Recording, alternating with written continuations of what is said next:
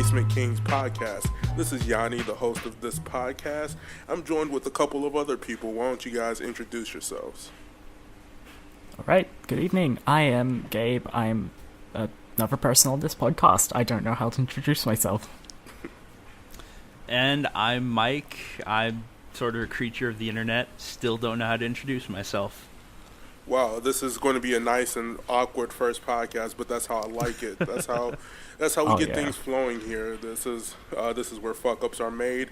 Remember, guys, we do have a Patreon going on, so if you want to donate to this podcast, links and stuff will be in the description. Find this on iTunes as well as YouTube. Now, for today, we're just going to be talking about our random gaming experiences and stuff like that.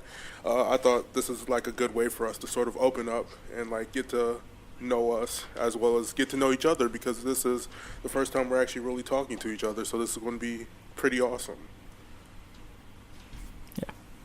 Yeah, sounds good. All right, so yeah, what's been going on with you guys like recently? Like, what's been happening? 2017 got off with a like booming year if you're a nerd or anything, so like, yeah, tell me what you guys been up to.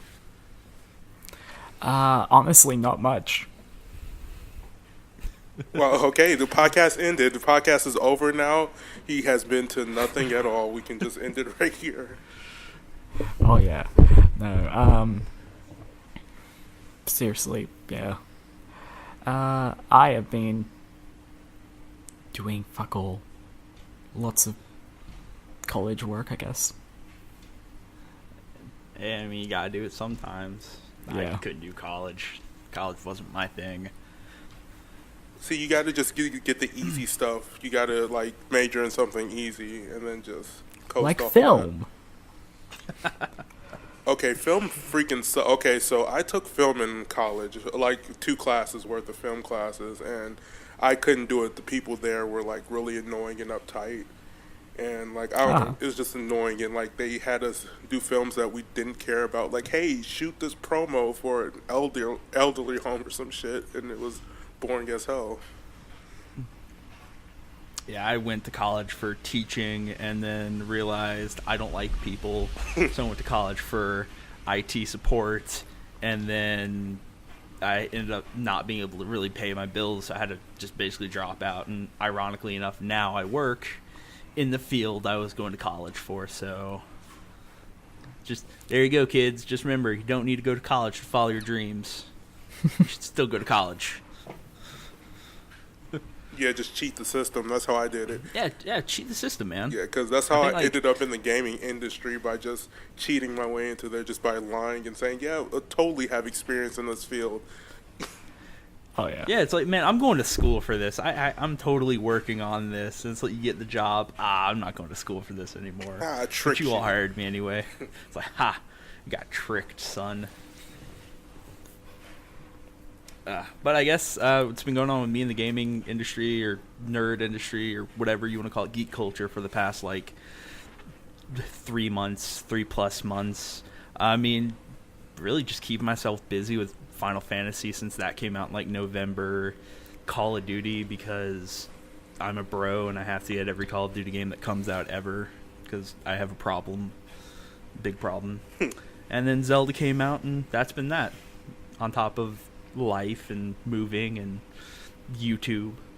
Yeah, it's been a busy like 3+ months for me.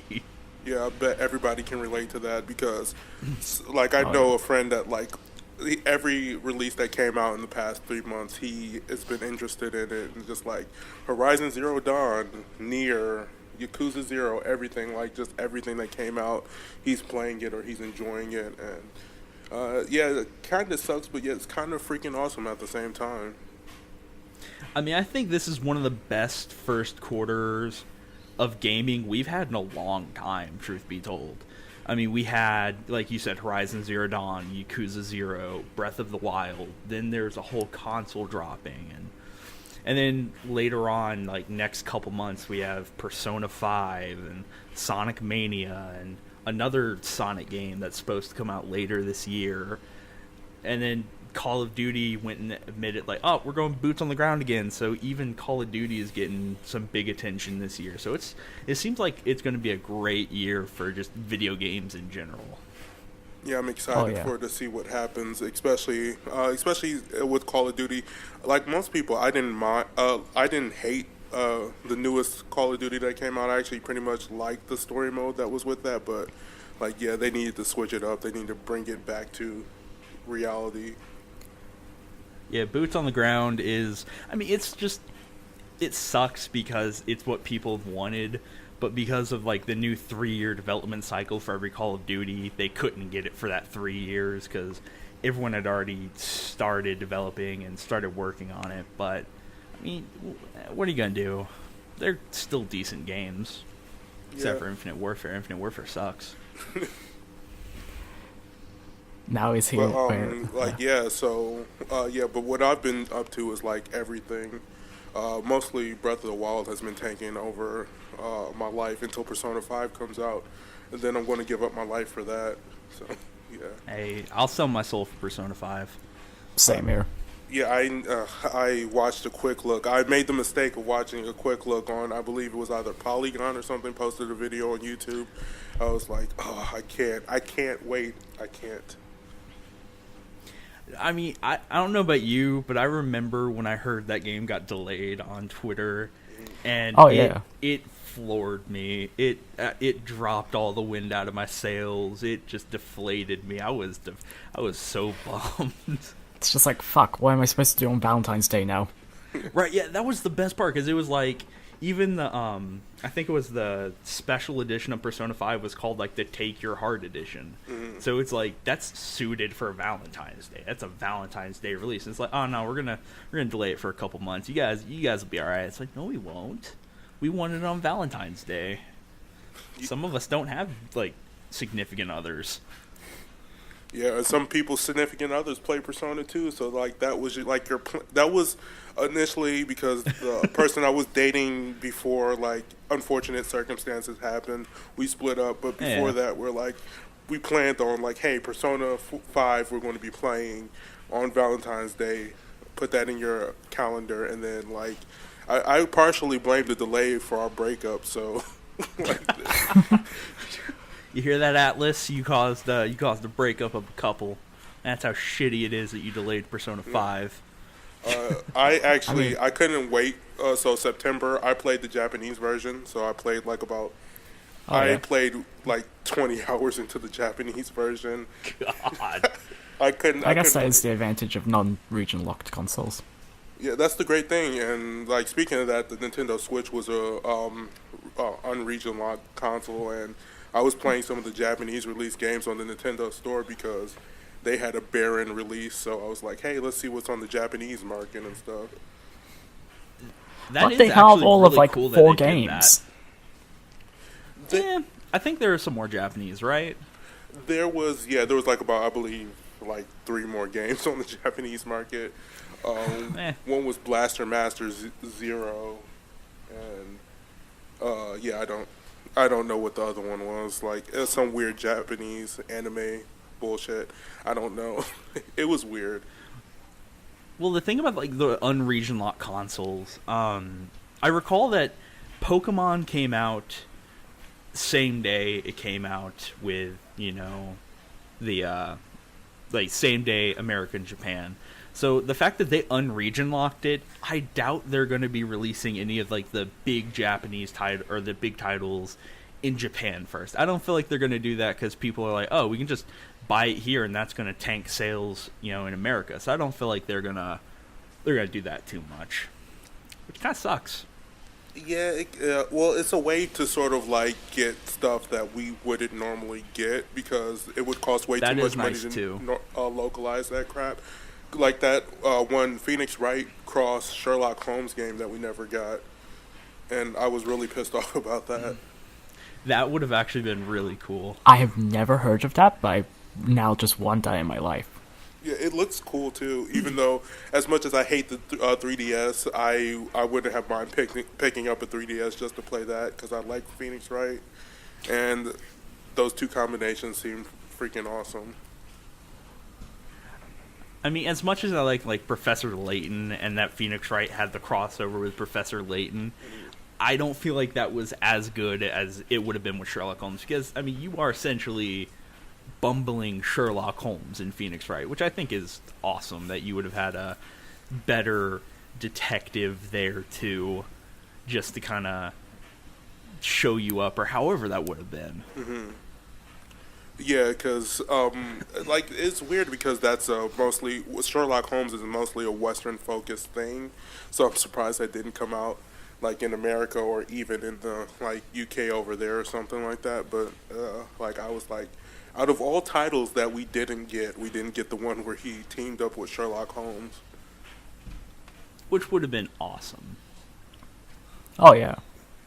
Yeah, but like, oh, sorry to cut you off. What were you going to say? I was gonna say like that could be almost a 3DS seller for me. Mm-hmm. Yeah, yeah. So like that's weird, but yeah. Speaking of Nintendo, they had I know this is old news, but hey, we got a lot to catch up on. But Nintendo's press conference, or not press conference, or direct for the Switch, where they were like, "Hey, we got games, y'all," and like they showed a whole bunch of games. What did you guys tune into that? Did you watch it? I really. didn't really catch it. No. Most of what I know about the Switch is the cartridges taste bad, and we're getting a Mario game later in the year. That's all I know. You know what? Nintendo's not really my kind of thing. I didn't expect that to be a thing because you know what? I was watching. Have any of you guys heard of Giant Bomb? Yeah, I've heard of them. Heard of them? Yeah. Because I watched the information that they put out on the Nintendo Switch, where Giant Bomb's Jeff Gerstmann tasted the cartridge and was like, "Oh, this tastes disgusting." And then like a couple days later, it's like news sources blew up saying like, "Oh, why does the Nintendo cartridge taste so bad?" And I was like, why do we even give a shit? Like now there's YouTubers out there, hey, let's lick the cartridge. Hey, let's gain views by licking cartridges. I mean, the Fine Brothers literally made a YouTuber's React where they licked the cartridges for the like Nintendo Switch, and I'm just like, why? That's like $60 you're just putting in your mouth, literally. Screw that. Yeah, I have a confession to make. I licked the cartridge, and it does in fact taste awful. Okay, how about you just describe the taste for us? Playing along at home? I've always wondered how that tastes. Like, just for those playing at home who weren't able to get a Switch or don't want to buy a cartridge to lick. It tastes like chemicals. That's exactly. You might as well just like lick a linoleum floor or something like that, hospital room floor or something. It's like, yeah, this tastes like chemicals. This tastes like OxyClean or whatever. Like, sounds delicious. Yeah, this is Are just you heard the it here internet first, these days. folks? Yep, heard it here first. Remember, kids, go eat. Apparently, the reason why they like put the nasty stuff on the cartridge is because they want to prevent people from like eating or swallowing the cartridges, which which is funny because it's had the exact opposite effect. It's caused more people to put it in their mouths, if anything. Yep. Hey, it makes sense because they like. Sorry. No, you can go ahead.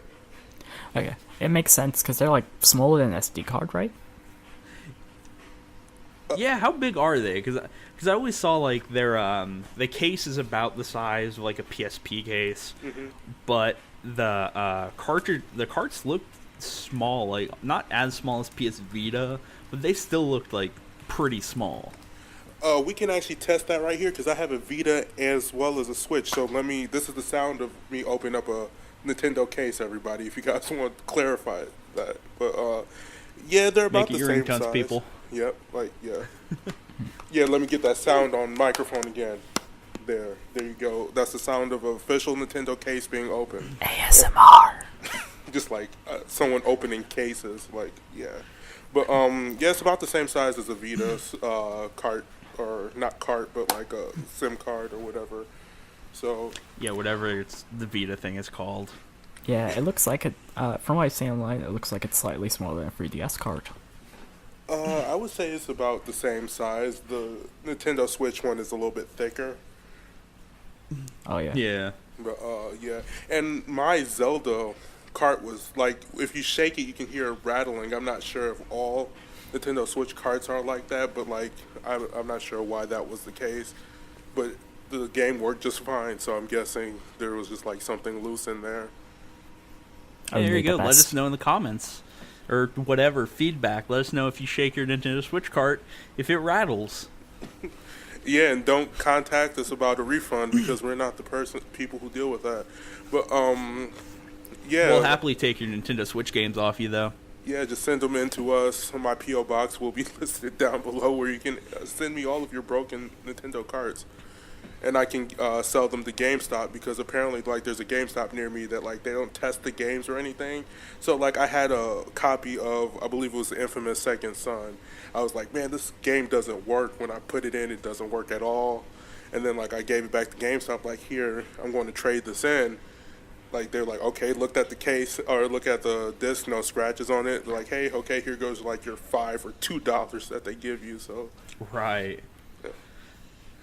That actually reminds me, recently I was in a GameStop and I was trying to buy I was buying a copy of Modern Warfare 2 because I don't know what came over me, but this wave of nostalgia hit, and I'm like, you know what, I'm going to get this because if it becomes backwards compatible, I don't want to have to buy it for like $15. So I went and bought it, and I put it in my console, and I noticed something's a little off. It's not English, and lo and behold, I had a PAL cart from France.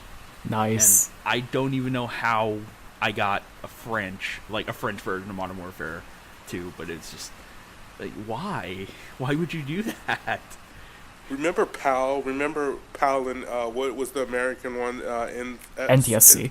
Yeah, NTSC, yeah. Man, those days, speaking of proprietary shit, that was the worst. When you would like get a disc and be like, oh, you better have a Japanese PlayStation 2 because you're not playing that. And it was, yeah, that's a bit odd, like, because the US and Japan both use NTSC video formats. Yeah, but it's like NTSC and then NTSC-J. Yeah.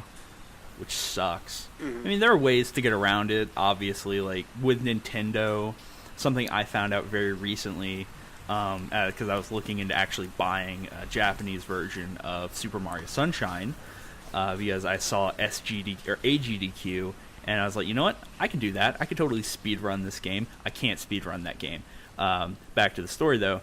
Went and tried to buy the Japanese Super Mario Sunshine. Like, well, how would I run this on a GameCube, an American GameCube? Because I don't really feel like shelling out an extra $40 for the GameCube.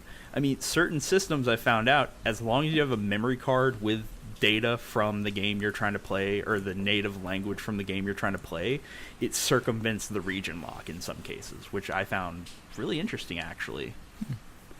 Oh, that sucks. That's why I have a Japanese Wii U, a European Wii U, and a US Wii U, because I found out like there's certain games that like only run on the European Wii U, or not the Wii U, the Wii.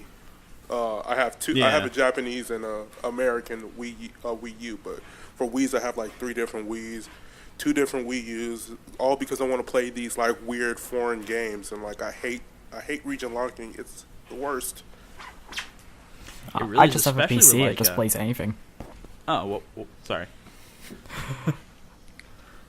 Yeah, that's the joys of recording this podcast online, because we can't like see visual cues when people are talking, so we get the awkward moment of people talking at the same time, and we're like, oh. No. Oh yeah. No, what were you saying though? Oh, I was just jokingly saying like, oh, I have a PC. It just plays anything. Yeah, except I mean, that's the thing exclusives. with like emulators nowadays too. Not that I condone emulation, unless you own the actual game, in which case I see no harm done, in my opinion. But unless you have a PC, you can emulate whatever you want, whatever language you want, or a Wii, and you could mod the hell out of it and get homebrew. So there's that too. True. Yeah, I support old emulation, such as anything like from like PS2, Xbox original days, because who's going to buy a PlayStation 2? And even if they do, it's not going to be directly from Sony, so they're not making any money off of it anymore. So yeah, I still got a PlayStation 2 because like I realized like over like the few months, like PlayStation 2 has a whole bunch of shit, and like I just spend the days like browsing eBay and Amazon, like where's the good shitty games? Give me those good shitty games I want to play. I mean, if you want a good, shitty game, not even good, it's just a really shitty, very funny, shitty game. It's called Michigan Report from Hell. I think it's like Michigan Lake Report from Hell. Something like that. It has the best/worst voice acting you will ever hear in your entire life. Like, I implore you, listeners as well, YouTube this game and just compilations of horrible voice acting, and you'll be rolling on the floor. It's that funny. Is it Deadly Premonitions level of cheese? Have you ever played Deadly Premonition? I have. I would honestly say it's like it's dog ending of Silent Hill cheesy. Oh my gosh. It's that bad. You mean the canon ending of Silent Hill? Oh yeah, the canon ending. Yeah. That's right, my bad. Yeah, originally PT, you were going to play as the dog from the ending of that Silent Hill game, and yeah, it was voiced by Norman Reedus. That just makes the most sense, I think. You know what? I could believe it. Yeah, let's go, Konami, get on that. Oh, wait, no, they're too busy making pachinko machines and bad mobile games. Oh, don't forget, it's what the consumers want. You forgot one thing, Metal Gear Solid with zombies. I mean, if it's still in the Fox engine, I'll play it, but like, the concept is stupid as shit. It really is. Just like, I'm excited for Death Stranding. I don't know about you guys. I'm actually really excited for that game, more so now than I was. What is Death Stranding? I want to know this. This is going to be the point of where I'm going to open up the case to Death Stranding, and put it into my PlayStation 4, and then it's going to be something totally different from what I expected. It's going to be like a Persona dating sim, like where you get to. Well, from what I understand, and this is purely what I understand about Death Stranding, it is Kojima's, like, his new baby right now. Like, after all the shit that went down with Konami, he started his own game company. Well, he was still in talks with Norman Reedus, Guillermo del Toro, and the dude who played Hannibal from the live-action Hannibal show, Mads something. I'm sorry if I forgot his name. But him, and it's supposedly a horror game still, but no one knows really what the hell it's about, not even the people really working on it, if that says anything. Kojima doesn't even know. He just grabs a whole bunch of like tags with like list of ideas on it, just throws it on the board, and whatever sticks, that's going to be the plot. It's okay. Norman Reedus on a beach holding a dead baby crying. There we go. Yeah, that was the teaser. That just sounds like any Kojima game. Yeah, I mean, if you played Metal Gear Solid 2, I mean, that was pretty, like, out of all those games, Metal Gear Solid 2 like is special. I don't know what it was about Metal Gear Solid 2 and Devil May Cry 2, and the only reason I'm saying this is because I just finished playing through Devil May Cry 1 again today, and I dread when I have to get to 2. But I don't know what it was about those two games that are the second games in their franchise, their respective franchises. I don't know why they sucked so fucking bad. Like, so bad. I don't know. I like Metal Gear Solid 2 in a, like, campy, like, sort of, like, cheesy way. Where it's like, oh, wow, like, look at this, look at Raiden, wannabe badass, but he, like, completely fails every time. And it's like there's this weird moment of, like, he fights the president of the United States. Well, spoilers for a 14-year-old game, but he fights the president of the United States. And I just got to give it up to Kojima. I mean, that's fair. I just got to give it up for Kojima just being ballsy enough to be like, hey, you're not playing as Snake. You're going to be playing as this chode Raiden for, like, most of the game. I mean, like, that's fair, but I don't know. I guess it's, you see the first game and you see that expectation. Like, the demo for Metal Gear Solid 2, I remember, was the intro of the game where you're playing a Solid Snake on the ship. Mm-hmm. And Devil May Cry 2, I don't know, nor care if it got a demo because that game was absolute shit. But I just recall Devil May Cry 2 had that same, like, oh shit, this is the second in the game. You know, Dante was an absolute badass in the first game. How can we translate that, or how is he going to get more badass in this game? And then you play it, and he's a piece of wood, basically. He is, like, so emotionless, it hurts. Like, they took everything that everyone loved about Dante and Devil May Cry, by comparison, and just tossed it out the fucking window. And just like, in my opinion, that's what a lot of people seem to dislike about Metal Gear Solid 2. They took all the fun of all the things everyone loved about Metal Gear Solid 1, Snake, and said, no, here's Raiden, have fun with him. Hey, not everything can be Uncharted 2. Not everything can have a good sequel. Hey, Ratchet and Clank 2, Sly Cooper 2, and Jack 2. I forgot for a second. Those were all good sequels too, and they came out around the same time. Yeah, Jack 2 went from being garbage to pretty much all right.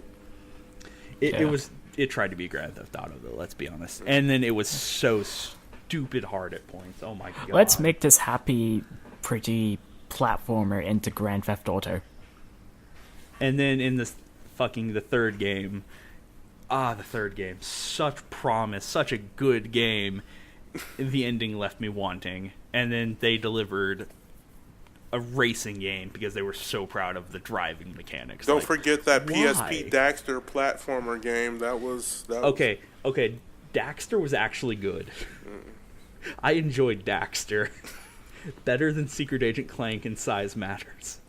I enjoyed Daxter. That can be like the IGN quote. I enjoyed Daxter. I enjoyed it. It was good. It kind of tied together what happened between, after Jack landed in Haven City and when Daxter rescued him 2 years later. It was nice. It tied things together. I completely forgot that was like I have Dexter. Daxter. I hate because he seems like a mascot. He seems like so much like we're going to push Daxter. We're going to make the Daxter. We're going to make the Jack cinematic universe or the video game universe for Jack. They made a kart racing game spinoff, which sucked. And then whatever the Lost Frontier was. No, that game doesn't exist. Yeah. Oh yeah, that's right. My bad. Yeah, it doesn't exist in my mind. It's like, remember, from 2005 to 2007, they were just like, hey, let's push all these B-tier mascot video games like Jack and Sly Cooper, Ratchet and Clank, and Crash. Let's just make a whole bunch of kart racing games out of those characters. Because why the fuck not? Hey, at least when Sly came back, he came back in a good way. Sly 4 was a good game, and Ratchet and Clank stayed doing fucking phenomenal up until Deadlock. I don't care much for Deadlock, but after that it stayed phenomenal with the Future series, and even the reboot to some extent was phenomenal. And then Jack is just sitting here twiddling his thumbs waiting for Naughty Dog to remember him. No, they're too busy making they're too busy making Last of Us 2 good. They're too busy making good games. Yeah. Hey, I feel like if they actually sat down, and because they did say after The Last of Us 2, there's a high probability that they're not going to be doing another Last of Us game, which I'd be okay with. No, they're just going to bring back Crash Bandicoot. Hey, speaking of which, I'm excited about the Insane Trilogy. Kind of bummed that Activision owns Crash Bandicoot now, but still excited about the Insane Trilogy. So that's just the first 3 games remade, correct? Yeah, I think from what I saw from the trailers, it looks like they rebuilt it from the ground up, because Crash did not look like he had that same weight to him that he had in the first 3 games. It seems like they went full on ground up and changed some of the mechanics and whatnot. It looks really nice though. I'm getting it. Then again, it's only $40, but I'm getting it. Yeah, I was never a huge fan of Crash Bandicoot. It came out in that weird time of I don't know. It just came out in a weird time when I was platformers aren't really my thing anymore. It came out in a time when I never really got to play it much when it first came out, because I had a Dreamcast and an N64, so I had Mario and Zelda and Sonic. So I was I'm good with these, and I never really got a PlayStation until the PlayStation 2 came out, and then I had Sly Cooper, and that was my introduction to this awesome new little black VHS box that is awesome. Yeah. The PS2 is pretty damn awesome. Yeah, let's just like have a talk where we just talk about PlayStation 2 for a minute, because it's like it was a freaking awesome console, and I'm not trying to like bring up old stuff, but like the PlayStation 2 was awesome, and we just need to recognize that. It had such a huge library of games, and they even still kept supporting it. Like, I think well after the PlayStation 3 and Xbox 360 came out, they stayed supporting it for a while. Technically, it had support until last year. So, yeah, I think they shut down the last of like the PlayStation 2 servers last year, which is amazing that they lasted that long. But like, rest in peace, man. Yeah, I mean, we just gotta keep playing those. I don't know. It's just the PlayStation 2 it was an interesting cycle that you could see like PlayStation 2 games still being made until today, Which it amazes me. Like, speaking of which, like, I don't know about you, but PlayStation 2 had some of the greatest yet most underrated RPGs of all time. I'm not talking about Persona. I'm not talking about like the just one-off games that Square Enix decided to put out. I'm talking more like the I don't know. Do you ever play the Dot Hack games? I didn't want to play those because I don't know. Like, one person like put a thought into my mind that they weren't that good. I personally love them, and I owned most of them, but because I went through some hard times at one point in my life and I had to sell them, I regret doing that in such a big way, just because it's like they're so expensive now. Just for like the first 4 are so expensive, it hurts. Like, it hurts my wallet just to think about. Mm-hmm. Yeah, the same reason why I'm glad I kept those Yakuza games, because like Yakuza 1 and 2 is like fucking like $150 just to buy one of those. So right, I thought the Persona games were going to be a lot more expensive, and I just rebought 3 and 4 sealed, and they weren't as expensive as I was expecting. I think I bought Persona 3 for like a year ago for like $30, I believe. Yeah, that's what I spent on both 3 and 4, just sealed. Well, it was FES and then 4, but I mean, still, for both of those sealed, I was like, dude, screw this. This is awesome. I'm about this. Yeah. Yeah. What do you?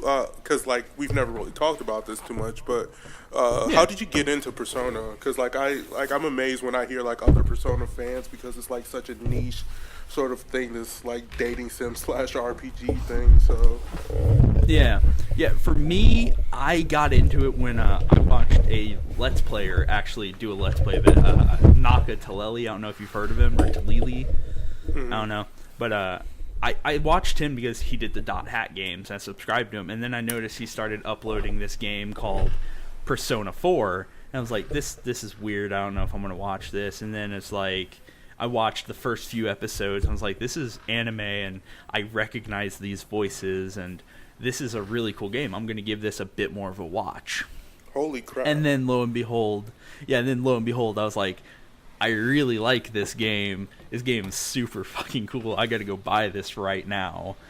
And then I found out, like, oh, there's a third game, and then there are like more, but the 1 and 2 were like PSP exclusives, which I didn't have at the time. And it's like, dude, I really need this game, and I need the third one. And then it snowballed from there. Yeah, like, I'm surprised actually how late you got into the series, because like, I'm not trying to sound like one of those snobs, like, oh, I knew Persona before everybody else did, but like, I was into it before it was cool? Yeah, before it was cool. Well, it was always cool. It just wasn't like widely like accepted by everybody.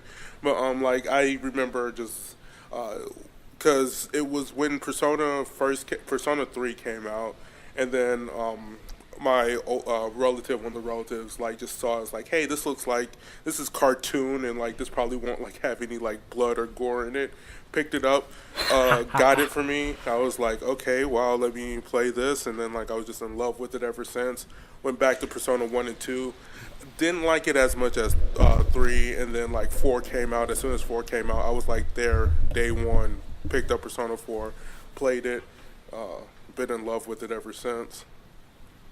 Yeah, Persona 4, especially like it definitely fixed the problems I had with Persona 3, because I ended up getting Persona 3 first because it was cheaper, and I'm cheap.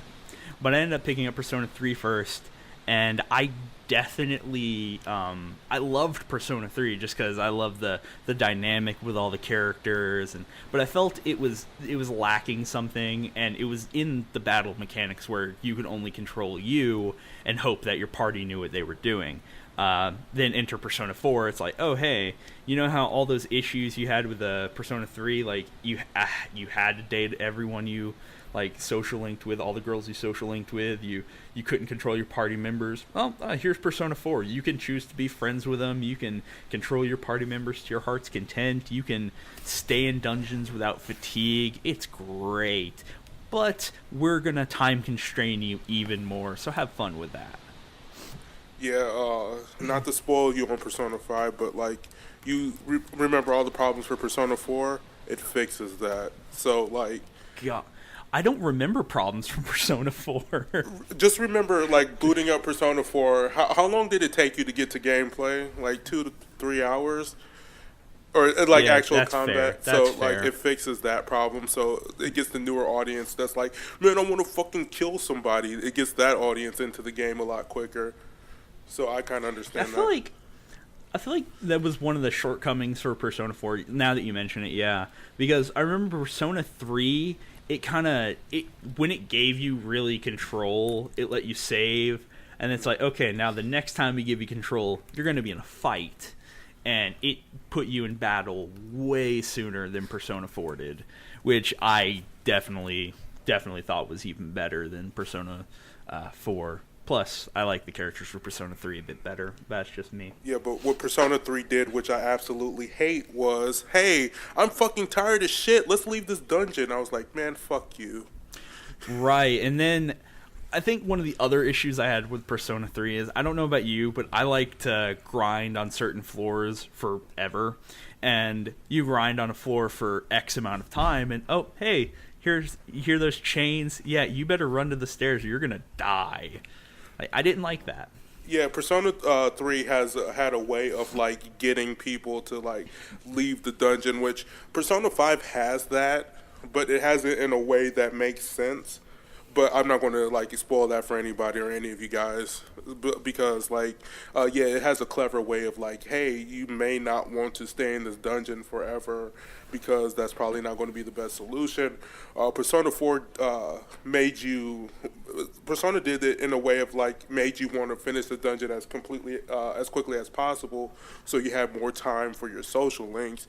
But sort of rewarded you in Makes a way sense. that if you were to put it off until like the last day you have to save them, like the dungeons were more rewarding in a way. So Yeah, and that's one of the issues. Like, I picked up the guide for Persona 4, which I didn't even know was a thing, but there's like a actual official strategy guide for it, and the way it laid everything out for that game actually really made me look at the way I played it and think, I really could have handled this game so much better than I actually did now.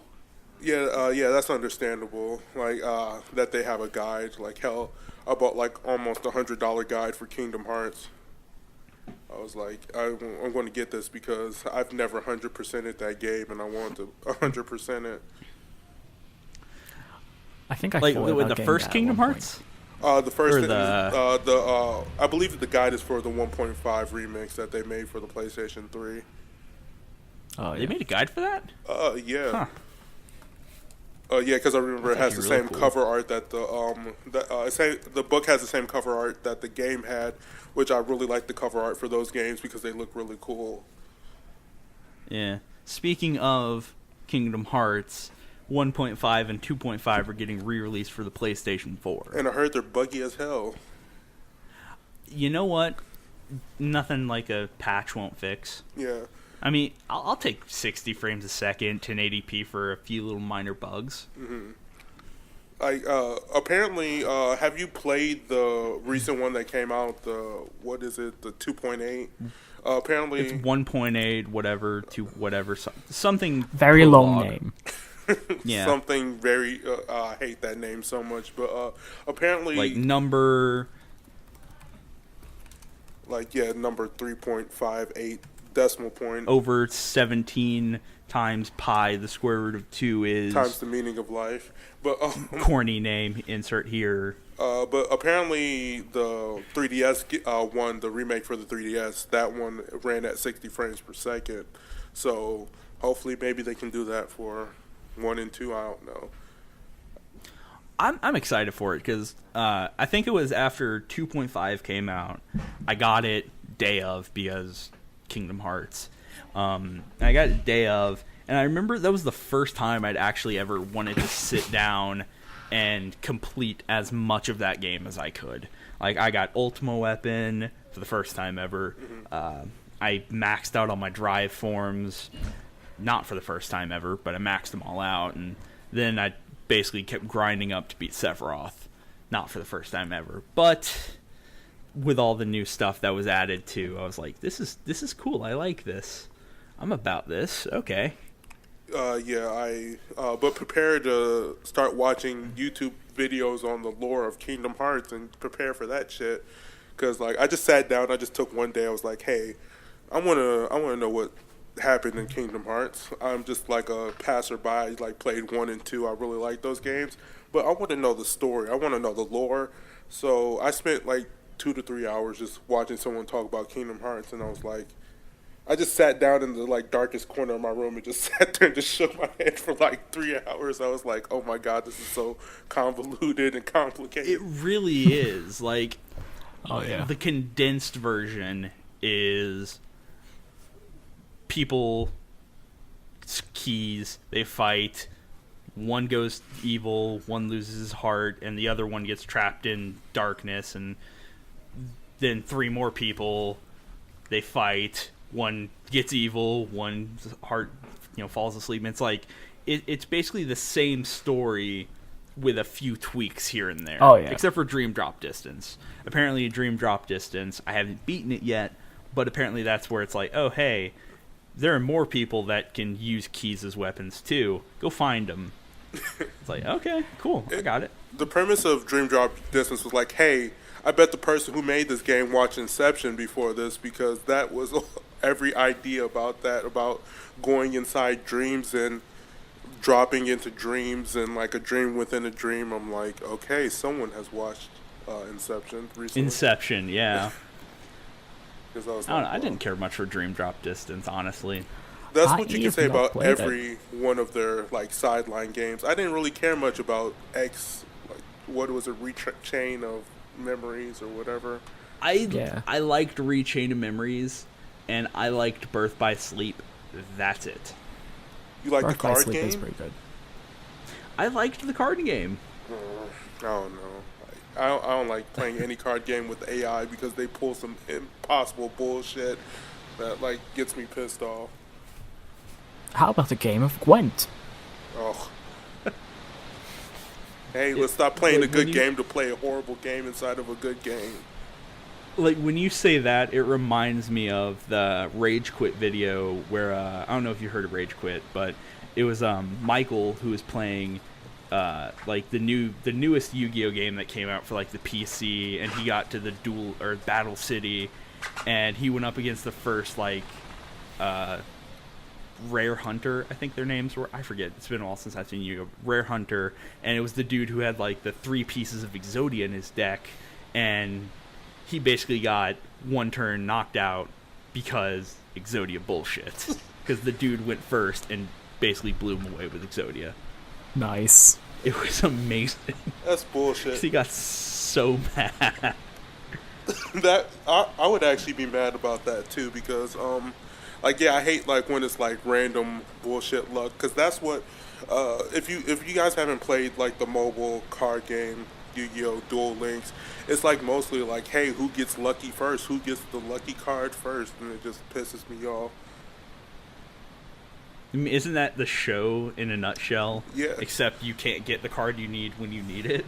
Yeah, it's like they're explaining the rules. Like, hey, the game is meant to be broken. That's how it was designed. It's designed to be broken. What? What happened to Yu-Gi-Oh, man? Apparently, it used to be cool. It never was cool. Your little dumb kid mind thought it was cool, and then like if you go back and look at it, you'll be like, man, this is dorky as shit. He cheated. Like that's that's going to be half of what you say every episode. He cheated. Yu-Gi-Oh's a cheating son of a bitch. Yeah, it's just like again to reference something else. I don't know if you guys watch Team 4-Star. Mm-hmm. Yeah, well, they had, they're in the Cell games right now, and they're on hiatus for God knows how long. They said they're editing the newest episode. I call bullshit. But they're doing these little short episodes called, like, #Cell games, and Cell versus insert anime character here. Well, the first one they did was Yugi. And he's like, I heard about your tournament. I come to battle you. Let's duel. And he's like, oh, this should be fun. And then he hands him a rule book. And then he's like, oh, yeah, you're cheating. That card's banned. That card's banned. Ha, you're funny. And we do 8,000 life points. And then he just schools Yugi. And he's like, you know what? I don't need this. And then Yugi leaves. He's like, have a nice time. Yeah. Like... That's Yu-Gi-Oh! In a nutshell, and like I'm not even going to attempt to watch. Yu-Gi-Oh! GX was kind of all right, but like yeah, the rest I was like, you know what? That was just gimmicks. Like let's see, card games on motorcycles, card games in the future. All right, Yu-Gi-Oh! 5Ds wasn't horrible. The Synchro Monsters were an okay addition to the game, and then something XYZ monsters I still don't understand. And then the newest season, from what I understand about this, the main character gets in a duel and then he invents like something new on the spot that just gets made into a rule. You know what? Nice. That guy has balls. He has moxie for like, hey, I'm just going to create a rule and it's going to be legit. No, and the best part is like the actual people who in that world run the card game and make the rules. They enlist him like, "Hey, you made this new rule. We like this new rule. How is it fair? Teach us how to implement it in the game properly." And he's like, "Okay." Man, that's like no, playing basketball and like someone travels while making your play. The referee stops. It's like, "Hey, I like that move. We're going to implement that to basketball from now on." I'm like, oh. That sounds just bullshit. It's like, how's it work, though? It's like, you can only travel for X amount of steps before you're actually traveling. But you said you had to travel to What? Like, why is this a thing? Why would you do this? This is stupid. Oh my God. That's essentially the newest season of Yu-Gi-Oh! In a nutshell, though, from what I understand. I'm done. Like, I just realized that my childhood is going to be completely ruined. Because like I went back to watch Pokemon Sun and Moon.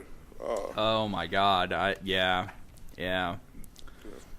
That's wrong. I mean, have you gone back to watch Dragon Ball lately, or like any of the Dragon Ball Z's, or anything like that? Dragon Ball Super is stupid fun, and I like it. I like it because it's stupid, and I think it realizes that it's stupid now. I love Super, but I went back and rewatched the entirety of Dragon Ball and up to the Cell games in Dragon Ball Z, and I was blown away that I actually was interested in this as a kid. Like, it was fun, but I saw so many plot holes and so many stupid stories, and I was like, why are any of these necessary? No, it was like, your fault. You watched Dragon been... Ball Z, not Dragon Ball Z Kai, which cuts out all of that bullshit and makes you have to watch filler. Dragon Ball Z Kai was good, but even watching that was just like, Hey, remember Planet Namek where like there was like 20 episodes of Gohan and Krillin running away from Frieza's men? That was awesome. That was the best. Hey, remember when they got their powers awakened and they still didn't do shit? That was awesome. Oh, right. It's like, oh, hey, here's this. Oh, Bulma was here, but we're going to show her for like 2 scenes. She was the worst in that season. She just there to complain and say how bullshit it was. She basically played the audience of like, hey, this is complete bullshit. I mean, that's what she did in Dragon Ball, in all honesty. Mm-hmm. She just whined and bitched and moaned and complained and used Goku. And then she's like, oh, Goku's a really nice guy. I like him. I'm still going to use him, but I like him. Mm-hmm. Like, what? Yeah. That's morals, everybody. I still got to rewatch Dragon Ball because I remember having those Dragon Ball on VHS, on videotape. I watched those series like religiously. Remember when Tien was the villain? That was awesome. I remember when Tien broke Yamcha's leg. That was. Remember when stakes were that high when like Tien was the strongest and it's like, oh shit, how is Goku going to defeat Tien? And now no one ever says that ever. Yeah, it's like, remember when Tien was something? Remember when Yamcha thought he was something? Yamcha was never something. He was always sucky. There was a point, though, at least, when Krillin was pretty fucking strong. I miss that. Mm-hmm. He was on equal levels with Goku at one point, and then it was like, nah, we're just going to focus on buffing up the main character. Fuck all these side characters. And have Goku go after the entire Red Ribbon army. Screw that.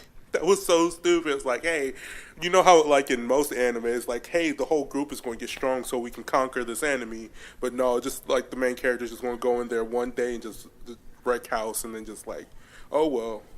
And then that's how the entire series went to shit. But God. But yeah. Speaking of other media, have you guys been like paying attention to like any of like the shit that's been happening on Marvel's movies as well as TV shows? Freaking Legion is awesome. If you guys haven't seen Legion, watch Legion. I've heard good things about Legion, just like I've heard phenomenal things about Logan, but I haven't seen Logan yet. I'm probably going to take like a weekend out after I get my a day out after I get my paycheck. I'm probably just going to go watch Logan and binge watch everything Marvel that I own.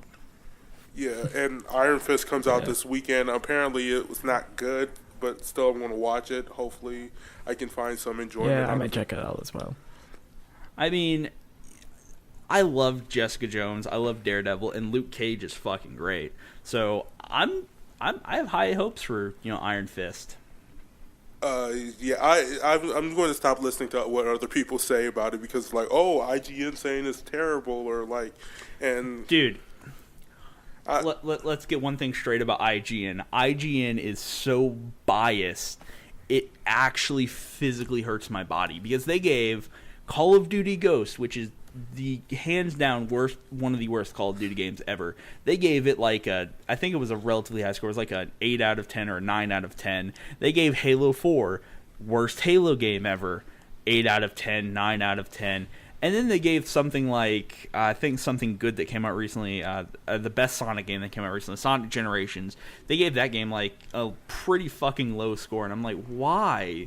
How biased can you get? The only reason why I go to IGN, so here's how my review system works. New game comes out, IGN releases the review. I skip the whole entire review, go down to the comment section, see what they thought about it. Most of the comment sections are like, "Hey, how could you give this a bad score? Or were you stupid or something?" And it just like gets me like awestruck because like how these journalists continue to keep their jobs when like they see the negative feedback from people, and like it's just because like here's the thing that a lot of people don't understand about these scores. It is one person reviewing that game. It is one person being critical of that game, giving it their critical score, as opposed to like you said in the comments, hey, here's all of this and here's what we all think of this game. And the comments generally don't agree with reviewers. It can also be due to the fact that people like to play devil's advocate and just disagree with people just for the sake of starting shit, but I don't know. Mm-hmm. Well, I mean, there's the whole sort of thing where more people are going to be inclined to comment if they disagree than if they agree. Oh, of course. That's just how people are, especially on the internet. Holy crap, Yeah. People love to disagree on the internet just for the sake of disagreeing too, though. So I even take what like those people say with a grain of salt, because on one hand they could be genuine about it, but on the other they could literally just be pulling anything out of their ass for the sake of disagreeing and for the sake of, oh, I don't like your argument, here's my argument, my argument's better, screw you. Yeah, it's understandable. Like, I recently realized that Steam reviews are shit because they're all like people complaining about, hey, this port has a bug in it, or it's like doesn't work, or it doesn't run, so it gets a low score, and it's like, oh, you automatically assume the game is bad, but no, it's just people like complaining about their game not working, which is a good complaint to like get out there so devs know that their game isn't working on that platform. But like, Oh yeah. I want to know like if it's like, is it a good game, story good, is it have good gameplay? But no, whole bunch of comments, thumbs down, saying, oh, this game didn't run, and it's like, well, mine's did, and I just want to know, what is it good or not? Yeah, like most people in Steam reviews, you're going to see one of two Steam reviews. You're going to see the Steam review that's either really negative and they just point out all the bad in the game, or you're going to see the really funny, positive review, like all the CSGO reviews. Like, I saw one CSGO review, for instance. The CSGO, if you want some comedy, just go look up CSGO on Steam, go down to the reviews. I guarantee you'll see some of the funniest things ever. One of them, and I remember this because I got bored at work one day and was like, oh, I'm going to look at CSGO reviews. One of them was, I started the game and then I played for 8 hours and now I know fluent Russian. Yeah. And at first I didn't get it. Then I played CSGO. It's like, oh yeah, there are a lot of Russians in this game. Holy shit. Is that a thing now? Is that like, is that Russia's like #1 game? Like they only have CS:GO. Apparently Russians love CSGO. I don't know why, but they do. Like, I think one of the oldest CSGO players is Russian, and he's like 70-something, and he just spends all of his free time playing CSGO, and he's good. Just Russia, man. What is Russia? I don't know anymore. But yeah, let's get back on movies and like just like there's been a whole bunch of good movies that's been coming out recently. Have any of you guys seen Get Out? I haven't seen it. Good, because I haven't either, and I wanted. I was just talking to people to like try to see like, is it really that good? Because I need at least one person just to sit down and say like, you know what, don't get too hype about this, because I hate going into movies being super hype about something and then it doesn't like live up to expectations. Yeah, like my old boss, I'm friends with him on Facebook, and he was talking about going to see Get Out, and he said as much hype as that movie got, it easily could have just dropped the political, like that social message it had, and it could have been a good horror movie on its own. But he said since there was such a big social, like, what, I can't remember, he said there's like such a big social message in that movie that it almost kind of undermined itself, and it kind of couldn't be taken as seriously. So he's like, I wouldn't go see it. But I'm like, I'll give it a shot. I'll probably wait for it to like Redbox, because it's probably going to get Redboxed or Netflix or something. Yeah, I'm waiting for. It's just that I don't have the time to go to the movies. It's like I work and then like I get off of work and I'm like, I don't want to go see a movie. And then it's like, I still haven't seen Logan. I want to see that. Yeah, so that's why I said I was just like mostly watching TV shows, and Legion is like, it's just like, it's up there. It's better than the Netflix series. I have to say, it's better, and like just the cinematography of it, and the overall like feel of the show and stuff. Like I like it a lot. Yeah, I've heard like good things about Legion, but I don't have cable or TV, so I can't really watch it. I've legally, not that even is. heard of it. So let me just explain Legion for those of you guys that don't know. It's the if you don't know who the hero is, it's the son of Professor Xavier, Professor X, and basically Legion is just like this all-powerful, super badass mutant. Except the downside is that in the comics he has multiple personality disorder, and that's how he like channels the different abilities that he has. But in the show he has schizophrenia. And like, yeah, it's like deals with the whole like sort of like psychotic nature of the character, as well as like as well as like display his like superpower abilities and all that. It's like, it's really awesome. Sounds interesting. I mean, Yeah, that does actually sound really cool, and it makes sense that he would be called Legion with multiple personalities. Mm-hmm. But yeah, I'm gonna have to look into that. Yeah, it's like I like the show because like I just have like a brief knowledge of Legion because I read X-Men comics, but like I would really suggest if you want to go back and like read some comic books, like read some of the Legion one-offs and trades of Legion because I really am interested in the character and like what he has going on because like apparently like he's one of the strongest mutants. So I was like, wow, I didn't know that. I feel like that's the one thing I love about Marvel is some of its most interesting characters are also some of the most powerful in the Marvel universe. Mm-hmm. Like Scarlet Witch, for example, interesting character, super powerful. I think it's the son of Reed and Sue Richards. Really cool character, really powerful. Apocalypse, Then you have someone like Spider-Man, really cool character, actually fairly strong. Mm-hmm. Like, yeah, when they get into the backstory of, like, Spider-Man's abilities and stuff, like, Spider-Sense is kind of broken in a way. Like, if he learned how to fully master Spider-Sense, like, he can, like, basically, like, that's literally broken, like, know what's going to happen, like, before it happens. That's pretty awesome. I actually think there was a Spider-Man comic. I can't remember which one exactly, but it was one where he worked for S.H.I.E.L.D. He became an assassin, and he did hone his spider sense to that point so well that he knew what his enemy was going to do before they even knew what they were going to do. And it was amazing. Spider-Man assassin in my life. Dude, apparently it's super cool. Like, he had web shooters, and then right next to the web shooter was like a gun or something, and I'm like, that's awesome. Yeah. I just need Spider-Man Homecoming to be good. I just need that to be good. I just need a good Spider-Man movie because there is Spider-Man 1 and 2 are good for the time, but like going back on it, I was like the characters aren't that great and like it's kind of corny and cheesy.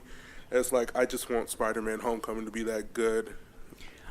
I have faith because I have faith in the cinematic universe's casting so far. Mm-hmm. And, like, he was great in Civil War for what little time he was actually in it. He was great. Mm-hmm. So I'm hopeful for it. Just the villains that they need to work on for the Marvel Cinematic Universe. So hopefully the Vulture can live up to expectations and the movie just be overall solid. And, like, maybe one day down the line we get, fuck the Sinister Six. I want to see Carnage, Venom, and Anti-Venom. I want to see like those villains. Yeah, I would love to see the symbiotes, and I feel like if they do well enough with it, because the Vulture is a villain we've never gotten to see on the big screen. Mm-hmm. The Vulture is a villain that actually quite a few people tend to forget about. So it's really nice to get him some big screen time. So it's like, hey, one of his lesser known or one of his well known but like kind of forgotten villains got really good, really good feedback. Let's dig even deeper. Let's get like Kraven in here. Let's get Mysterio. Let's get Hydro Man. Let's dig down and get these old let's get the Hobgoblin for once. Like screw the new Goblin, screw the Green Goblin. Let's get the Hobgoblin. That'd be great. I want the ultimate version of the Green Goblin, like the big Hulk version of Green Goblin, like that throws fireballs.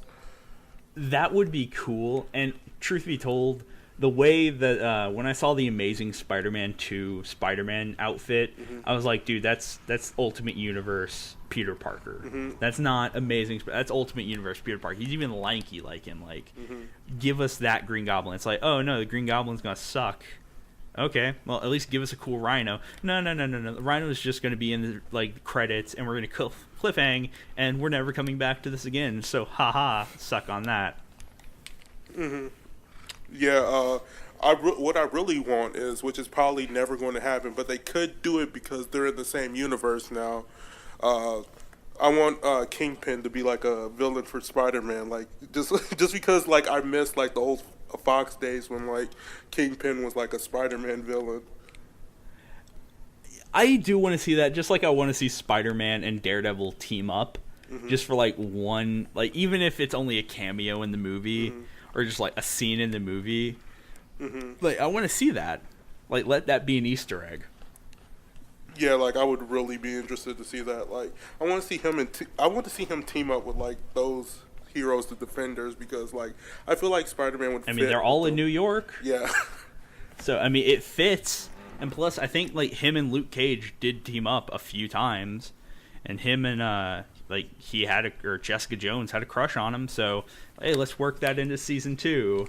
Let's work that jealousy from Luke Cage to Peter Parker into season 2 of Jessica Jones. Let's do this. Let's have the whole arc where Daredevil thinks Spider-Man's a bad guy and goes after Spider-Man, because that'd be a fun fight. And Punisher, we can get that we can get that Punisher episode from back in the day, the Fox Kids Spider-Man, where like the Punisher's hunting down Spider-Man because like he mutated, has 4 arms. Yeah, I remember that. That was actually a really cool episode. Speaking of that, the Punisher, when he gets his own Netflix show, because I remember they were teasing about that, that's going to be... It looks like it's going to be good. Just because of how he did in season 2 of Daredevil. He looks like he's going to be a great Punisher. It looks like it's leading up to be a great show if and when they do that. Yeah, it's like if only Fox can get on board with like, hey, let's sign off some of our X-Men to like do some like Marvel Cinematic Universe stuff. I mean, come on. Yeah, we all know that ain't happening. Come on. Yeah, I mean, and I wish if they would have done that. I wish they would have done that before Logan and before Hugh Jackman like decided, hey, after this, I'm not doing Logan anymore. I'm not being Wolverine. Unless it's with Deadpool, which would be awesome, but who knows what's going to happen with that. Deadpool cross Spider-Man would be the best. Everyone would love it, but Disney. But yeah, Disney would never. It's like Disney is like, yeah, no, never. Well, here's the thing: like Disney has had Deadpool technically in, the Ultimate Spider-Man animated show, and he knew, like, Deadpool knew, like, hey, this is a kid's show. And when he made a joke about booby traps, he's like, huh, you said trap. And I'm like, oh my God, I get that. That's kind of a clever little joke. And if they did put Deadpool in a PG-13 movie, they could literally just make him aware of the PG-13 rating and just like, you know what? There's one good, like, time for a swear word in this entire movie, and it's going to be awesome, and da-da-da-da-da this, and... Like, it's... Oh, go on. Sorry. I was going to say, pretty much, like, yeah, Deadpool is one of those characters where it's like, I know everyone really wanted the R-rated Deadpool film. I haven't seen it yet. But it's like, he could totally work in a, like, lower-rated film. I think the fan favorite thing, and I was actually going to say that, was a lot of people said if they were going to do PG-13 Deadpool, and... they knew, like, because, you can only have so many, like, fucks before it becomes, like, rated R, basically. And he was just saving that one fuck for just an awesome moment. And then someone just out of the blue, just in the background, just so oblivious to everything that's going on, just, fuck. It's like, you ruined it, old man. Like, screw you. Like, I feel like that would have been great. Yeah, but with how Spider-Man seems like it's going, because like the whole younger cast and everything, it's like Disney might really like be like, hey, we want to try to like, even though Disney doesn't own Spider-Man, Sony still has a say in it, but they'll still be like, hey, we want it to be like targeted more towards our younger audience, since you do have a teenage Spider-Man in high school and stuff. You got the young cast going on, so I can understand why they would be like, nah, let's just keep it. That being said, though, they could totally make Spider-Man fight the Hulk at one point, and that would be awesome. Yeah. Oh, yeah. I mean, like, yeah, there's still so many good combinations of, like, stuff that they can do, but the question is, are they going to do it? Like, it's just, because, like, the thing about Spider-Man, which got me really excited when, like, hey, Spider-Man's going to be in the Marvel Cinematic Universe, I was like, there's so many crossovers and possibilities, because Spider-Man was that one character that was, like, that was like, hey, he did some shit with like the Avengers, he did some shit with like the Defenders, he did some shit with like X-Men and all the other superheroes and stuff. It's like he's such a versatile character, like sort of to bring crossovers into the series. Yeah, and he could be like the true tie between the cinematic universe on the big screen and like the Netflix like pocket of the cinematic universe, and he could literally be that actual like that string that connects all of them, because he got to work with him. And even like I said, even if it's just something as simple as like, yeah, that blind dude over in Hell's Kitchen, he can throw a punch, and just like something little, something kind of like that would be great. But I don't really see it happening. Yeah, or what I really hope that they do with the Spider-Man storyline for this Spider-Man is to bring in like the alternate universe like thing for Spider-Man, because I know like they did that with like the Disney XD show of Ultimate Spider-Man. It's like, hey, look, all these different Spider-Mans from different universes interact with each other. I wouldn't mind seeing that like happen in like one of the Spider-Man games, like have a Spider-Man Shattered Dimensions except the movie. Yeah, that would be really cool, but I just feel like they'd have such an annoying time finding the actors to play all these other Spider-Men. Or maybe they could like get Tobey Maguire just to be one of I mean, like, a lot of people were talking when Spider-Man Homecoming was a thing, and a lot of people wanted it to be a Miles Morales film. They're like, oh, dude, Donald Glover, totally get Gambino to do, to be Miles. That'd be awesome. And I'm like, I could see it. Yeah, he seems like he'd be cool for that. But I'm like, at the same time, you could also get the dude from Everybody Hates Chris, and that'd be great too. Everybody except Jaden Smith. I'll accept anybody except Jaden Smith. Don't do it. Don't do it, Marvel. I know you want to. But, I feel like he would be the one they would pick, though, too, at the same time. Yeah, he's the most relevant. I don't think he's a bad actor. I think he's just been, like, in bad roles and, like, not... He's special. Yeah, he's not have anything... Like, I can be proven wrong. There's been actors that have came along that, like, sucked and then, like, didn't suck, and... I don't know. Ben Affleck. I'm still up in the air with Ben Affleck. I don't know if... I don't care for him as Batman. Yeah, I don't mind him as Batman. It's just that because to be honest, I didn't like Christian Bale as Batman either, because it seems like he was forcing it. Like, he was his own separate Batman, which I can enjoy and respect, but like, I just didn't like him as Batman. It seemed like it didn't fit. I didn't like what they tried to do with what they're doing right now with the DC universe, or the DC extended universe, I think they're calling it. I don't like what they're doing with it. Like, I hated Man of Steel. I hated Batman vs Superman. I'm probably gonna get a lot of flack for this. I'm not looking forward to the Justice League movie. I think Ezra Miller is a stupid Flash. They just need the dude who plays the Flash in the TV show. They need to get Arrow in this bitch. They need... Deathstroke is the only redeeming quality. Aquaman doesn't have dark hair. He's blonde in everything. He's blonde. Unless you're going to give him like a hook hand. I'm cool with that. Wonder Woman is too damn skinny, which I hate. I don't know why I hate it. And Cyborg. I ain't really seen much from Cyborg, but hey man, Teen Titans. Get that Teen Titans fandom in there. They're gonna try, but like, everyone knows right now from Teen Titans, the only people that would go see because of Teen Titans are either old school fans or fans of Teen Titans Go.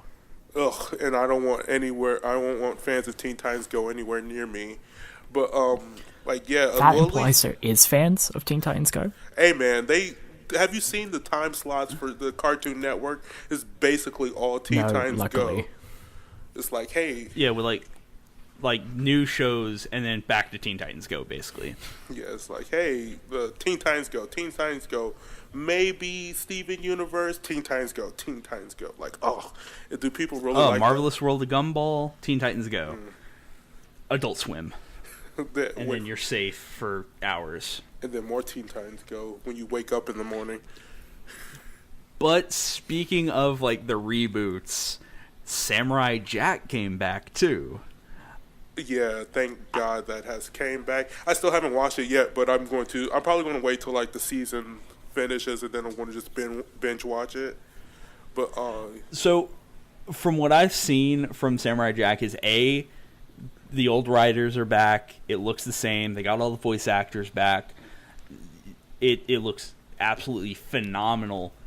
But Teen Titans Go fans were actually not... I'm not joking. This is a true story. Teen Titans Go fans were not happy. So not happy that all the ones that were interested in it, they told them, hey, don't watch Samurai Jack. We got to make it so that that's not as popular as Teen Titans Go, which isn't that popular. And we're going to make it so they want to shut it down. So if you are going to watch it, don't watch it on official Adult Swim platforms. So if you're going to like just stream it, watch it on YouTube, do something like that. Just make sure Adult Swim doesn't get any of the ratings or the views so they don't know that people want to watch it. It killed me when I read that because I'm like, dude, if I watch it, I'm watching it on adultswim.com. Yeah. I'm excited for that, and I'm going to watch it, and I'm going to support it. That is pure, unadulterated idiocy. Idiocy. Yeah, I guess. Well, it's like, what are you planning on getting out of that? Like, Teen Titans Go isn't as good. Like, the new Powerpuff Girls reboot, not as good. Samurai Jack Season 5, phenomenal from what I've heard. It technically isn't a reboot because it's a continuation. Exactly. Yeah. And they put it on Adult Swim, which means it can get grittier than it already was. And it was pretty fucking gritty to begin with. Yeah, now I'm just waiting for that Courage the Cowardly Dog continue/reboot. So long dark as shit. So long as they keep, just like with Samurai Jack, they keep the rioters, get the voice actors back, and do it right. Dude, put it on Adult Swim and make it scarier. There you go. Adult Swim's got a horror show now, and it'd be great. Yeah, but speaking of like reboots and continuations, DuckTales, I saw like a promo video for that. I'm actually kind of interested in watching it. Yeah, that's right. DuckTales is coming back, and David Tennant is Scrooge McDuck. Which I don't mind because it was likely to happen. I don't know why people are upset. The actor for Scrooge McDuck isn't alive anymore, so it's kind of obvious. I remember when he died. I was so sad. But I mean, to be fair, when they at least it's an actual like Scottish actor who could do that voice, unlike with Scooby-Doo. After Casey Kasem died and they kept trying to do anything Scooby-Doo related, no. You could have just stopped. No one else is Shaggy except for Casey Kasem. And admittedly, the dude from the 2 live-action Scooby-Doo movies, he was okay. I'm going to get shit for that, too. Yeah, but the movies weren't okay. As long as we can agree that the movies weren't okay, then you have ground to stand on. Yeah, the movies weren't okay, but the actor who played Shaggy and Scrappy-Doo were gold to me. Yeah. But and the body switching scene was also pretty good, but nah. Again, get that out of your dumb kid mind. Thought it was cool, but now you have to watch it back and. But DuckTales, I've seen the promo for it, and it looks pretty. It looks pretty cool. If they have like the same writing staff that they did for Gravity Falls, I think it can be a successful show. And also, if it has like that serial, like because like most cartoon serial what am I saying? Most cartoon series nowadays like have a continuation storyline, such as like Gravity Falls had like whole Bill Cipher storyline and all that, and Steven Universe has like the gems and like their storyline, and I just hope DuckTales has that too, because there is like potential for like having that to be a good series, and hopefully branch on to bring out probably Darkwing Duck, maybe bring that back. Well, now that you actually mentioned Darkwing Duck, something I saw today, I don't know how accurate it is, but something I saw today while perusing Twitter was that they're thinking of like re-releasing episodes of Darkwing Duck and a few other old Disney shows in like a DVD set. Just like some episodes here and there. I think it's like the first few episodes of each of these series. I think they're like, if like they could easily just see how well it sells, and look at it and just like, oh, this actually sells really well. We could totally just bring this back too, and bring back all these shows, because hey, look at Cartoon Network. They're trying it. They're failing, except for Samurai Jack, but they're trying it. Mm-hmm. Maybe we could do that too and go back to Disney, not sitcom. Yeah, because well, I'm going to get into a little bit of news here, but like, yeah, they've announced a Disney Afternoon game remake collection thing. There's like a Tailspin, DuckTales, Chip and Dale Rescue Rangers, and like I'm excited to see that. So like it's glad that Disney's getting back to the root of everything, where it's like, hey, we're going to make good cartoon shows instead of shitty preteen sitcoms. Some shitcoms? Yeah, some shitcoms. That's a whole podcast within itself, Disney Channel sitcoms. Oh. I mean, like, some of them were good, like, some of them, but then there were others that were just like, get off the air, please. Yeah, just please stop. Like Phil of the Future was alright. It was okay. I'm not going to lie. I completely forget about that show, but I the only reason I remembered it, and it was very recently, very recently. It was like it was it's getting close to a year ago. I saw something on Facebook, like one of those "Where Are They Now" things, and it was the entire cast of Phil of the Future, and like apparently half of them aren't even in acting anymore. I thought you were going to say half of them are dead. I was like, wow, that's... No, I think the dude who played Phil is in a band, and that's all I remember out of that. It must suck to like be an actor and then like now you're just like probably working at McDonald's or something. But like, yeah, like they weren't good actors. They were just like, hey, let's get these like teenagers / young adults to play this shitty role, and then like we'll make money off of it, and like, yeah, that's usually how it goes. Oh God, Phil of the Future. It's such a the few good Disney shows. The Disney shows really, in my opinion, stopped being good. The sitcoms, at least, stopped being good after like the Zack and Cody era ended. And okay, so I feel like they just stopped being good. All right, Zack and Cody era. Do you mean Sweet Life of Zack and Cody era, or Sweet Life of Zack and Cody? Okay, all right. Sweet Life, yeah. I mean, On Deck wasn't the worst. It wasn't great either. It's like let's see how far we can push this concept. Let's see how far we can push this. Oh yeah. And it's like, oh hey, we're gonna conveniently bring back characters. Like, oh, Mosby runs the ship. Oh, but who's gonna manage the lobby? I don't know. Someone. It's like, oh, London's going to the C school too, so we couldn't get rid of her. It's like, oh, we're gonna introduce new characters because we had to get rid of old characters. Oh wait, here are the old characters in an episode.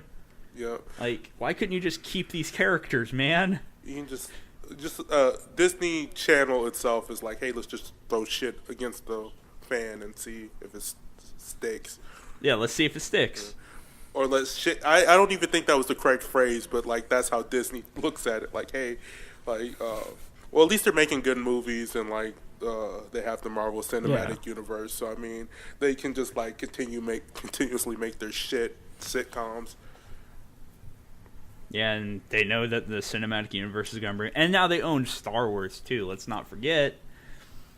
Star Wars is also going to be a big cash cow for them. Yeah, especially with their side stories that they're having now, or episodes or whatever, where they're like, hey, let's... hey, do you want to see how the Death Star was made? Or Death Star was made? Like, yeah, you can watch a movie about that. Like, no, not really. I just want the continuation story. It's like, oh, hey, you want to see young Han Solo? No, here you go. No, not really, because he's dead, and anything that happens in that story doesn't matter because it's already happened. It's not like nothing new can happen. Right. I mean, the only thing I would look forward to in that young Han Solo thing is, again, Donald Glover is going to be in. I love Donald Glover as an actor. He's a good actor, so like I'd probably watch it for him. Mm-hmm. Yeah, Donald Glover, a good actor, rapper, comedian. Like, he's just the Renaissance man. Oh, he's great all around. But like, he needs to get into painting, and dude, then he'd be basically James Franco, really. Oh yeah, bringing it back to Spider-Man: Homecoming. Apparently, he's in Spider-Man: Homecoming, which I just realized that, which is strange because they were like, hey, he should be Miles Morales, and it's like, oh, he's in the Spider-Man movie. So wow, That's pretty strange. Oh, I really am wondering how they're gonna tie everything together. Especially because I think they got. I don't know who the leading lady is supposed to be technically, because I don't know if they're going Mary Jane, Gwen Stacy, and then they have. I think Zendaya is in one of the leading roles. I think she is in the essential leading lady role. Mm-hmm.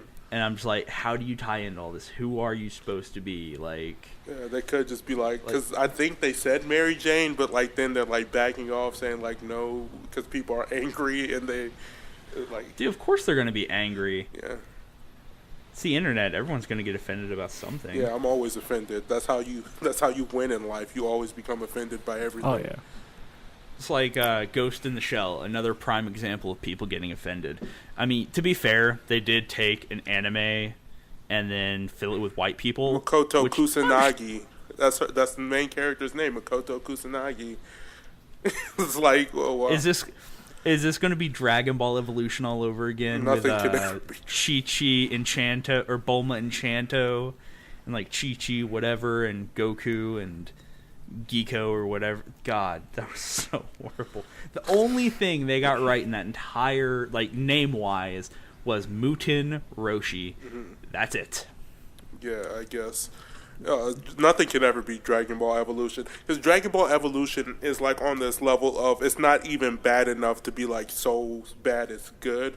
Like The Room or, like, Trolls 2 is, like, it's just bad because it offends everybody. Dude, even Akira Toriyama just doesn't talk about that one. He's just like, yeah, that was just bad. We don't talk about it. Don't worry about it. You don't have to worry about it, man. It's like, but no, it didn't. It didn't exist. Shut up. Yeah, the only good thing it did was just like launch. The only good thing it did was make Dragon Ball Super happen. So I mean, we can at least thank that shitty movie for making Dragon Ball Super happen. Yeah, we can. Yeah, but yeah, that was. I'm just having horrible flashbacks to Dragon Ball Super. God, Dragon Ball Evolution.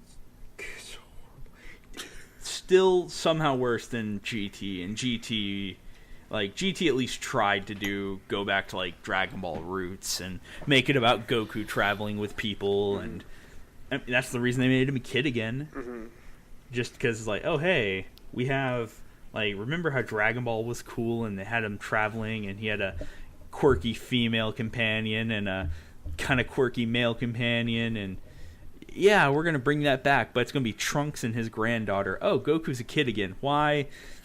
Remember Emperor Pilaf, that kooky old man? Yeah, he made him a kid again. And the worst version of Trunks ever. The nerdy, dumb. It's like Dragon Ball. Okay, so this is going to be just me ranting about how Dragon Ball in general likes to like take their cool characters and make them shit.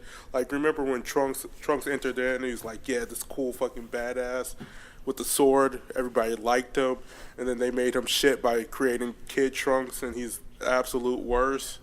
And then Gohan, he's like cool badass, and now he's like a nerd who only cares about his family. And then like, it's just, I don't know. That's Dragon Ball. I mean, like, even the characters that are still somewhat cool, they have to make them dorky in some way, shape, or form. Like Vegeta, cool character. What did they do in Dragon Ball Super? They made him dance like a fucking moron. Mm-hmm. Goku, really cool character. What did they make him do in Dragon Ball Super? They made him give up fighting and become a turnip farmer.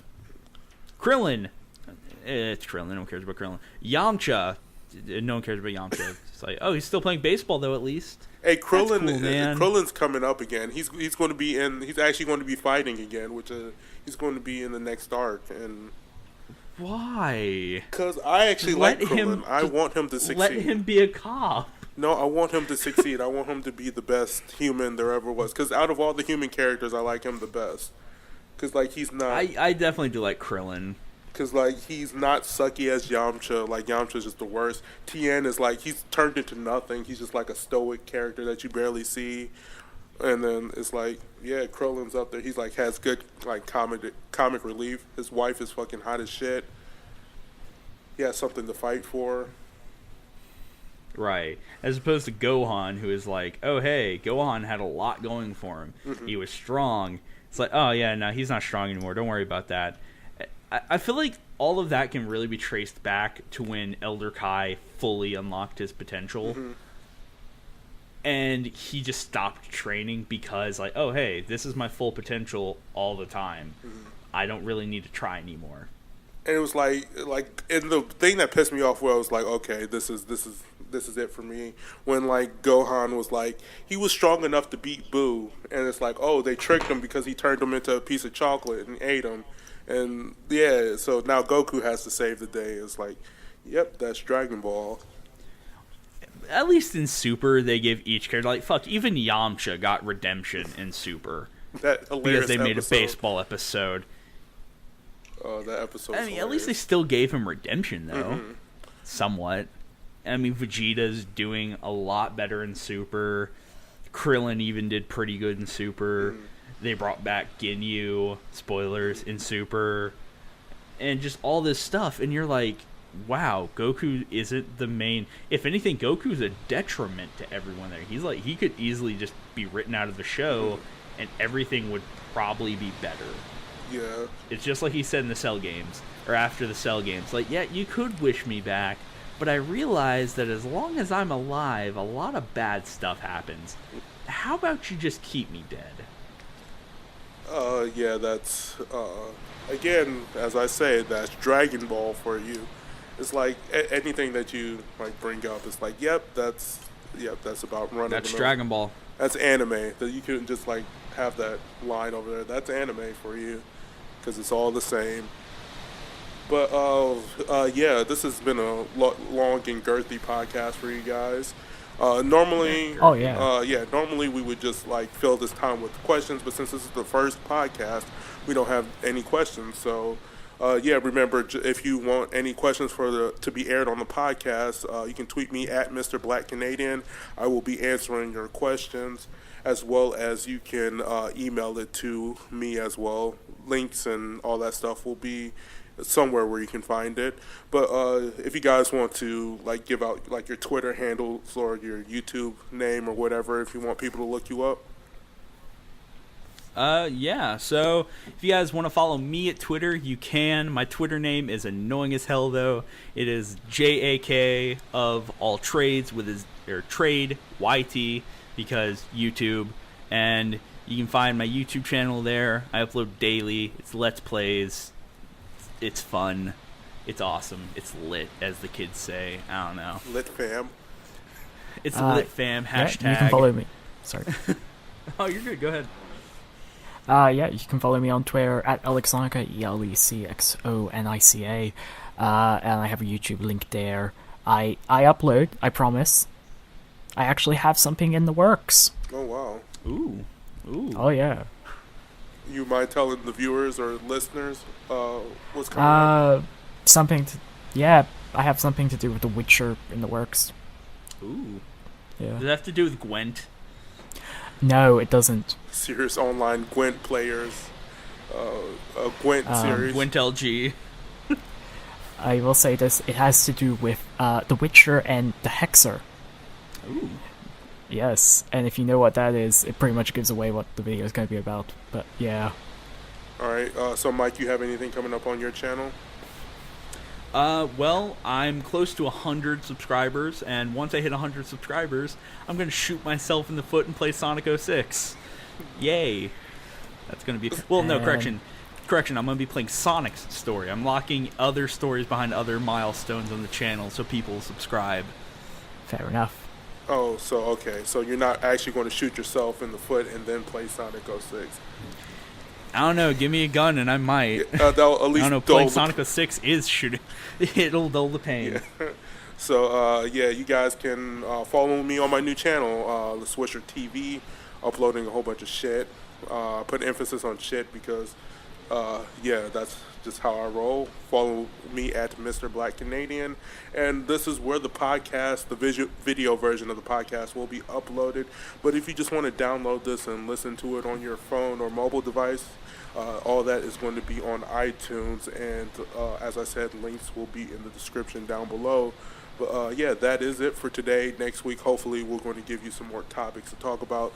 We're going to do some more new stuff next week because this is just an introductory thing. We just wanted to get you to know us, get us to know you in a way. I don't know.